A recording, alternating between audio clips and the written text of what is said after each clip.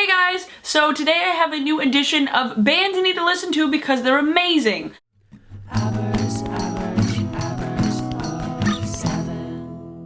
Last weekend, as you all know, I went to the Capitol Hill blog party and I discovered some new bands. So I thought, what better time to do one of these than right now, because I can't keep them all to myself.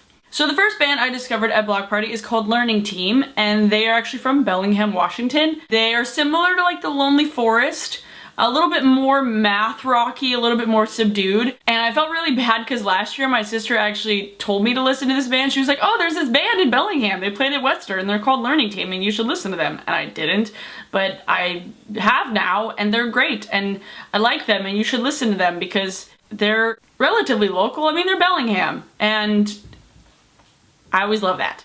The next group I discovered at Capitol Hill Block Party is called Grave Babies. Yeah, Grave Babies. And I have to tell you a funny story actually. I was staying with Sonnet and Morgan that weekend and I told Sonnet about the Grave Babies band and she's like, wait, when you told me that name I just thought of really sad, like stoic babies. When I heard Grave Babies I thought, oh, dead babies. Weird, but Sonnet was like, oh no, stoic infants. And I just thought that was really, really funny. But they were awesome. They played at Neumos and their lead singer has the most interesting mullet I have ever seen. Their style is pretty much what you would think of when you hear a band named Grave Babies. You're like, what do they sound like that? But in a good way. Their lead singer has this really kind of deep voice similar to Tom Smith from Editors, but their music wasn't really like theirs much at all. But I really, really enjoyed them, and they were one of the only bands I really enjoyed on Friday. You should check them out, because they're great. One band that I feel like an absolute moron for completely disregarding is Cults, and they actually played the main stage, and I realized I actually saw Cults a few years ago, open for the Morning Vendors, and when I saw them on the lineup and I was like, wait a minute, I saw that band. I've seen that band. And I'm not just saying that because like I saw that band before they got popular, but I actually did. They were a nobody when they opened for the Morning Vendors, and they were great then, and they're great now. Their lead singer has the most adorable, angelic voice.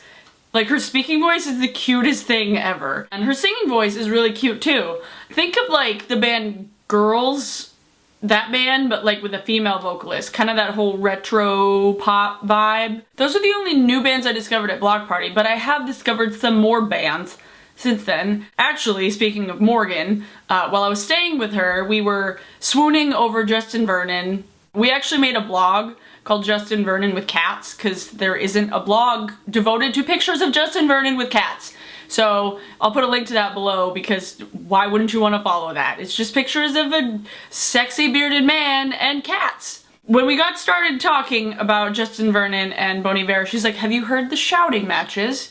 No, I don't know what you're talking about. I thought it was just some band that maybe sounded like Bon Iver, and so she pulled up the shouting matches. Go, this link, I'm leaving right here. Click this link and go listen to that song and then come back. I'll wait for you. I'll do it. I'll wait here.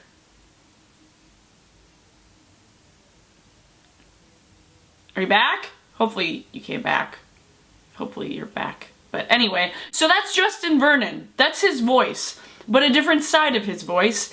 In Bon Iver, he has this beautiful, just like falsetto that makes everybody's ovaries explode, and it's just, oh, so sexual and wonderful. And then you have him singing in the shouting matches with this like deep, raspy, sexual, ovary exploding voice then too. It's amazing.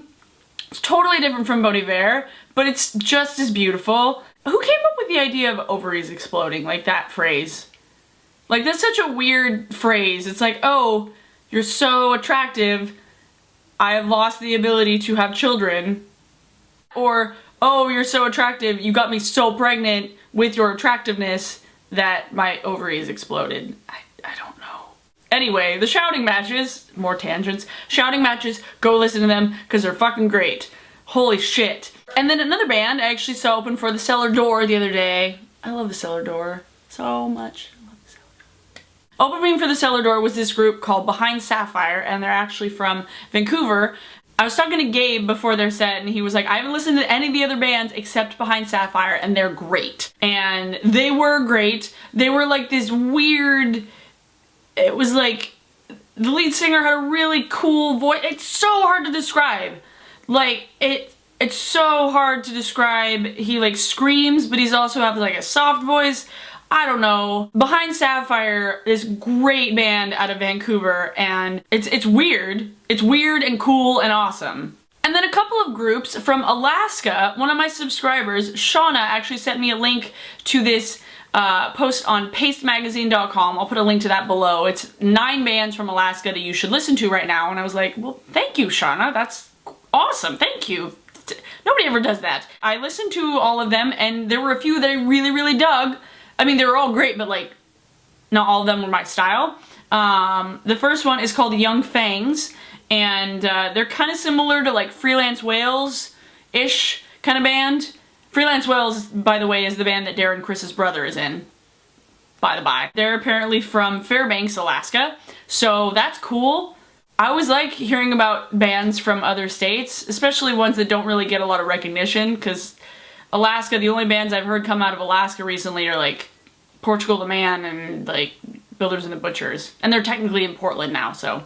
Another one I really liked is also from Fairbanks, is called Feeding Frenzy, and theirs actually similar to Murder by Death. They're kind of this like folk, not necessarily like Mumford & Sons, kind of similar to Builders and the Butchers too.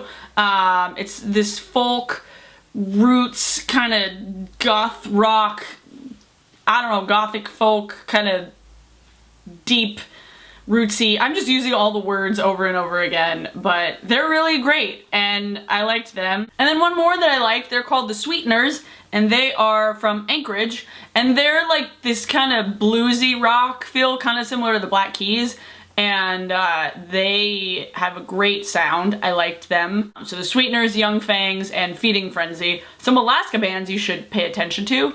One last person that I have talked about before, but I'm reiterating the awesome, and that is Rainwolf, Jordan Cook.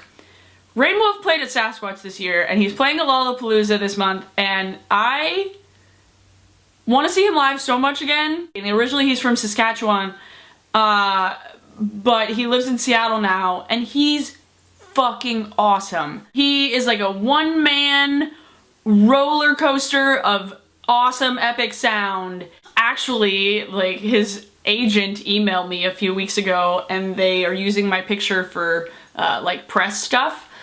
So it's on the chicagoreader.com right now as like a preview for Lollapalooza, because Jordan specifically wanted to use my picture from Sasquatch, so that made me really, really happy. And he did a cover on the electric mandolin of Fleetwood Mac's The Chain. Like, what? Who does that? He does. Oh my god, that... I can't. Next time he's in Seattle, which apparently is all the time now, because apparently he lives here, I need to give that man a hug, because they're using my picture for press stuff, and that's pretty cool. So, if you're going to Lollapalooza, please, for the love of God, do not miss his set, because holy shit. You will feel bad afterwards if you miss it. You'll be like, oh god, what have I done? I've made a terrible mistake. Yeah, I think those were all the bands that I wanted to talk about, because they were great, and I like them, and I've discovered some new stuff. You should go check them out. I'll have links to all of the things below here. It makes me happy when you guys like the bands that I talk about. Like, literally nothing makes me happier than when somebody says, oh, I started listening to this band because of you, and I love them, because there's so many people that I know that have done that for me, and I know how grateful I am for them. So knowing that I get to be that person for you guys, oh, makes me happy. Honestly, nothing makes me happier. And then when like bands express gratitude for me talking about them in videos, just fills me with another level of happiness. My oven's beeping. So enjoy the bands, and I will see you guys on Monday. Bye! That my ovaries exploded. Like,